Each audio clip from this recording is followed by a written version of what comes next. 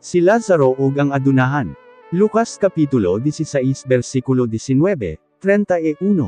Nagpadayon si Jesus sa pagsulti, kaniadto may-o sa kaadunahan nga nagbisti ug mahalon ug nagpatuyang siya sa mga lamian nga pagkaon adlaw-adlaw.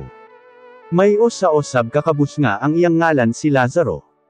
Ang iyang lawas nalukop og mga nuka. Gidala siya didto sa pultahan sa balay sa adunahan. Gusto ante niya nga makakaunbisan na lang sa mga mamho nga nangatagak gikan sa lamisa sa adunahan. Giduwolan siya sa mga iro ug gitilapan ang iyang mga nuka. Sa kaulahian, namatay si Lazaro ug gidala siya sa mga anghel didto sa tapad ni Abraham. Ang adunahan namatay osab ug gilubong. Samtang nag-antos siya pag-ayo didto sa impyerno, nakita niya sa layo si Abraham ug didto sa iyang tapad si Lazaro. Bu sa misinggit ang adunahan kang Abraham, Abraham, amahan ko, kaluy iintawon ako. Sugoa si Lazaro nga itusab sa tubig ang iyang tadlo ug patuluhan ang akong dila aron mabugnawan, kay hilabihan gayud ang akong pag-anto sa kainit nining kalayo.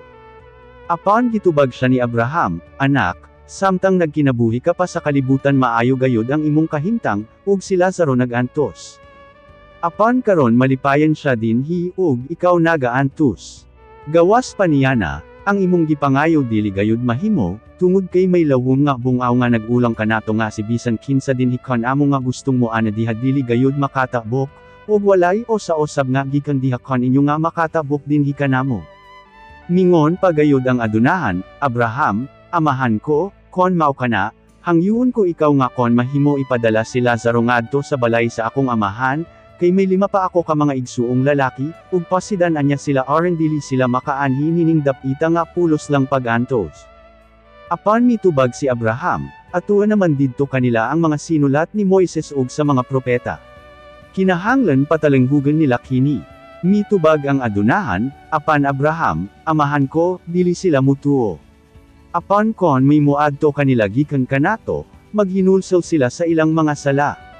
Apan mingon si Abraham, kon dili sila mutuo sa mga sinulat ni Moises ug sa mga propeta.